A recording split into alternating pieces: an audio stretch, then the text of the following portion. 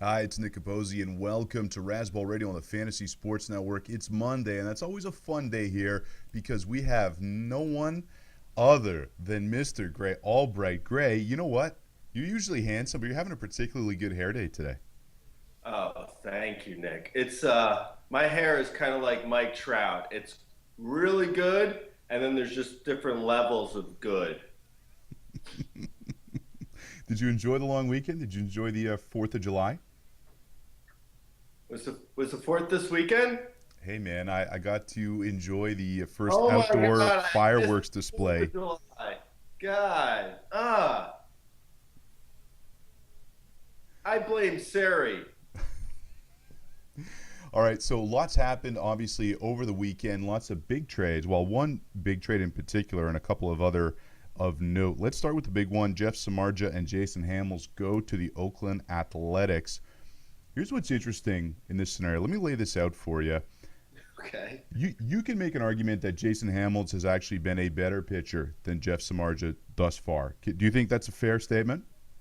If you were in Jason Hamill's family, you could definitely make that argument. Okay, well, listen, let me throw some numbers at you. Jeff Samardzija, 115 innings pitched, 108 K, 2.74 ERA, 1.17 whip. Jason Hamels, 108 innings, 104 K, 2.98, slightly higher, but a much lower whip, 1.02. You made the point. I, Nick's making points. What's going on with Nick? Nick's a new man making points. it's because I was here working all weekend, so to get the occasional break, I just looked at statistics. It was great. Oh, wow. Now that sounds like a fun weekend. So now here's my argument, No, or what I don't no, understand. no. Do not make an argument with me. I do not appreciate that. Okay, Are you making an argument in general yeah, for just Jason? let's say in general. Okay. Oh, okay. Then yeah, go ahead. You Or can make an argument. let me put it this way. Here's what I don't understand. Jeff Samardzija this year on the Razzball Player Rater projects to be a $16.2 play rest of season, but Jason Hamels is only a $5.7 pitcher rest of season, and that's to me where the gap is. So explain. Right. Explain. Now, explain. Yeah, well, it's just a matter of sample sizes and what Samardzija has done in the past and how he has struck out a lot more guys than Hamill. What are you factoring in his wide receiver statistics from when he was at Notre Dame?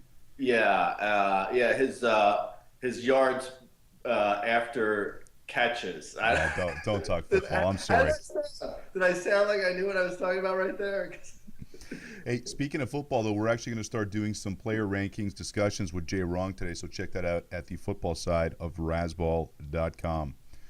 So that's what I don't understand. I don't understand. Okay, I know you're saying small sample size, but the way Hamels is pitching this year, they're both going to that great park. I guess at the end of the day, for me, is I'm going to pay half price for Hamels if I'm trying to acquire a starting pitcher versus what Samardzija would cost me. Is that I a fair statement? You with me on that? No, I did. I did do exactly what you're saying in our AL only league. In most of the leagues this year, Rudy and I are separate but equal. Well, actually, not exactly equal because we're not. Some of our teams are doing better than others, Because he but doesn't have your hair. he does not have my hair. Anyway, he wishes his. His one goal in life. Forget everything else. It's the hair. Yeah, no, I would say the issue with Hamels is really the strikeouts. He has a lot less. But to your point, as he's valuable or as valuable, and he's also coming a lot cheaper. In our AL only league, they both came into the league, obviously, and I had to bid on both of them, and I bid exactly the same on both, and we ended up winning Hamels, but we did not get Samardzija. So well, actually, we couldn't have gotten him because they both went for a lot, and I I bid a lot, but we needed the pitching, so it was worth it to bid on both of them, and I ended up getting Hamels for and I think I got Hamels for $40 out of 100, and Samardzija went for $83 to someone else. Okay. So basically, you're reinforcing what I'm saying. Hamels is All going to be right. pretty close, but he's going to Uh-huh. cost you a lot less. Yeah, no, I like Hamels a lot, especially for for how many pitchers are going to come into the league for AL only, especially because not only is it how many pitchers are going to come into the league, most of the pitchers or most of the trades probably aren't going to happen until the end of this month. So you have a situation where he's going to get another extra month in the AL that Right. of stats you're going to be accumulating. Most times, this is a bit of a bonus for trading deadline trades because a lot of times they have, not till end of July, and then you get 2 months, and it's like, okay, whatever. Okay, that's a fair point. Real quick answer here, please. John Lester's been a surprisingly great starter this year. The stats are there to back it up. ERA in the 2.7s. Would you rather have John Lester or Jason Hamels rest of the season? Oh, Lester for sure. Okay, it's not even close. So just give me this, and we'll wrap with this real fast. Give me Hamels stats rest of the season. Uh, it's hard with pitchers. It's difficult to say in the rest of the season because it's a sample size issue. Where over the full season he should be mid threes. He's obviously doing much better than that. But in a month he could have a 1 ERA or he could have a 5 ERA. In 3 months he probably should be a 3.5 pitcher, but it's difficult. I like him a lot. I think he's good he's good across the board. He's not going to be an ace, just simply due to the fact that his Ks are not as high as they would be for, like Lester is. I don't know. He's got 104 strikeouts in 108 innings. Yeah, no, I know he's doing well. He's not really that pitcher though. He's more of a ground ball guy. I do like him though. So, you're calling out the pot because it's black and it's not an issue I for. don't think you got that expression right. All right, we'll be back with more discussions on some of the trade talks or trades that happened over the weekend here on Razzball Radio on the Fantasy Sports Network. All right, we're back on Razzball Radio on the Fantasy Sports Network with Gray Albright. I am Nick I like Capozzi. at the end of Naked Gun where they freeze. Yeah, That's what I'm trying to do. Is it working at no, all? no, because people just assume it's the computer connection. Okay. Real quick, one last point on the Samardzija trade. So the Cubbies go and get Addison Russell, who's one of the top prospects in baseball. Not a lot of hype around him this year because he was injured. But what's the deal here? Are the Cubbies petitioning to delete the outfield and have nothing but infielders going forwards? And actually, the Yeah. real question is Starling Castro going to get moved? And if so, is he potentially better away from Wrigley? You just Mm, have a sip and get back to us.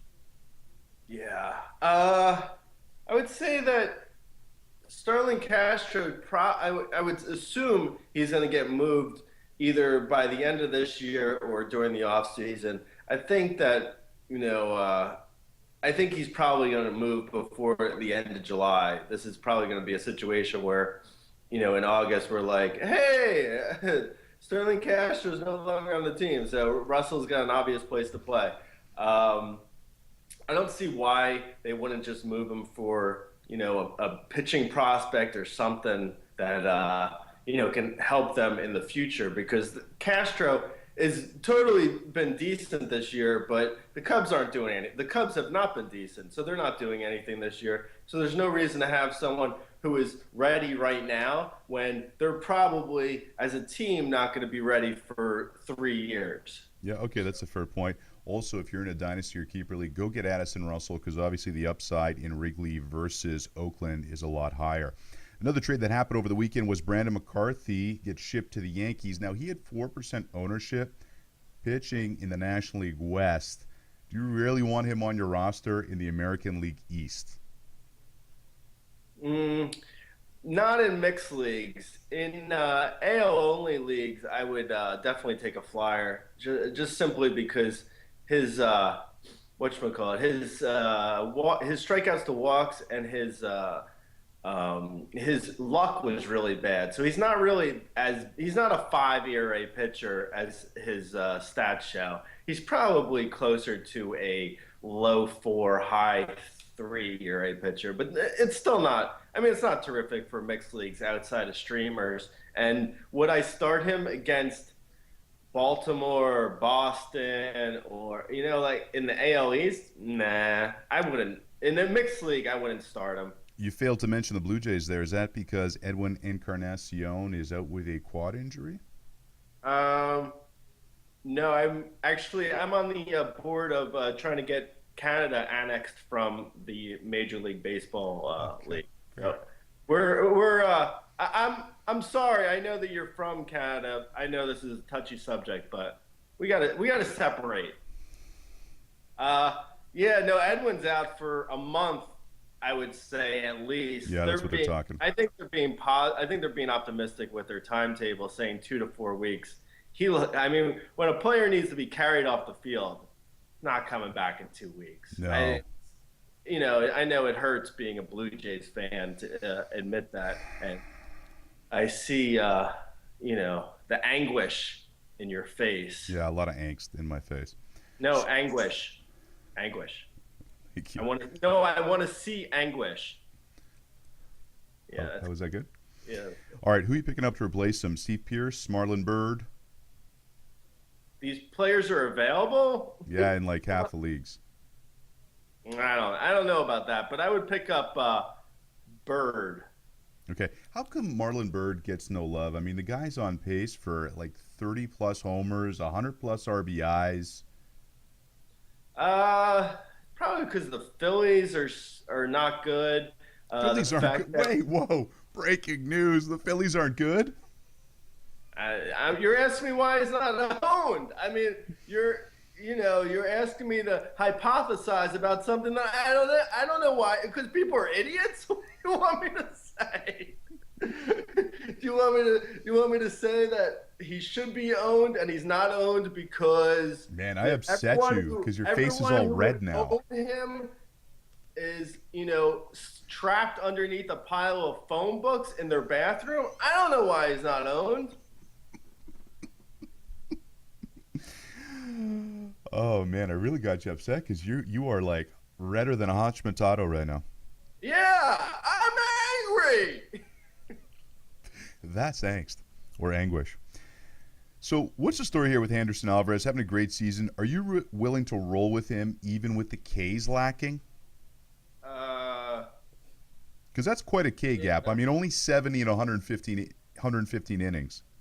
Yeah, no, I think in most leagues I would own him and I would supplement the K's with middle relievers. I think with Alvarez, you're looking at terrible Ks, but if you get if you have like 2 middle relievers on your squad, you could supplement them and make him a true ace altogether. It's not terrific because of his lack of Ks, and that was even why I had him in our league, the league where I'm in first place and you're in 8th, I believe. You made me join the league. I don't want to go up against Dalton Del Don and Rudy Gamble and I want to make money, man. I want to be in these leagues where Marlon Byrd is available. You're not making excuses in July because you didn't want to be in the league. Because let me explain something to you. Because if you were in first, you wouldn't have a problem being in a league with Dalton Del Don and Gray Albright, Fantasy Master Lothario. Don't abbreviate it. Fair dinkum. Okay. No, seriously. Alvarez I owned in the RCL, but he is a streamer, and it's a 12-team mixed league, the league we're in, and he's a streamer because of the lack of Ks. I needed someone who was going to get me more Ks, so I just dropped him, and I don't necessarily regret it. I mean, there's other guys. I actually picked up Jake Arrieta, Arriato. Tomo arigato? Como arigato, Mr. Roboto. All right, we'll be back right after this here on Razzball Radio on the Fantasy Sports Network. All right, we're back on Razzball Radio on the Fantasy Sports Network. Real quick, so someone commented today at razzballradio.com that the piece of art behind you was actually a treasure map. I countered that might be the business plan for Razzball's 32 fantasy draft parties, 32 days, 32 NFL cities. That is actually Nick on the phone trying to call sponsors. By the way, we're now on Cablevision in New York City. I got commercials. Okay, and again, I mentioned too, we are going to start banging out some football rankings today with Jay Wrong. Those will start as early as Tuesday, so we're going to work on that for you. Back to baseball. Is Cole Calhoun a fourth outfielder, or is there more upside than that? I'm talking more guys who have him in dynasty or keeper leagues. What's the upside here for Mr. Calhoun? Calhoun is interesting. I think Calhoun's interesting simply because he is sort of like, like most of these guys that are, I feel like most of the fourth outfielders that could get better are guys that are like 12 homer, 25 steal guys that could get 17 homers and 30 steals. Like that's sort of the mold I usually think of when I think of these fourth outfielders. But he's actually on the other end where he has more power than speed. He's not really a guy who is going to steal 30 bases, but he could hit 25 homers. He's a lot different in that respect. And get a lot of runs at the top of that lineup. Right. And assuming Scioscia were to actually play him every day, which he has not done, the Scioscia path has issues with playing guys that could be fantasy valuable. Mike Napoli was the victim of that for about 5 years. He was on the bench as his career. Mike Napoli could be looking at Hall of Fame when he retired if it wasn't for Mike Scioscia. I don't want to talk about Taijuan Walker's start. Okay, can we just? Did you want to take a call? No, it's Cougs. I'll pick up milk, sure. Like I go out of my bubble. Taijuan Walker is frustrating me. Look, he's only a couple starts in. Okay, fair. Am I too excited about him? And it's okay to say yes. I'm just excited about starting the Razzball tour in Seattle on August the 4th. I just thought of something. If we, like, right after the show ends, before we cut out, we should have, like, two guys walk the back wall away from me. And it shows that I'm actually in a supermarket. That's why Cook just asked me to pick up milk. I am in aisle 4 right now. Hey, how you doing, Mr. Simpson? Yeah, good to see you. Taijuan Walker, talk to me. Taijuan Walker is a probably top 5 pitching prospect in the majors. He could be really great. It's just that he's having issues that I think it might be an injury still. I don't know. Yesterday's game, he looked so bad that I'd be more concerned that he's not 100% health-wise than really anything wrong with his stuff. I think if he was healthy, he would be, he'd be one of the he'd probably be a top 30, top 40 at least pitcher in the major leagues right now.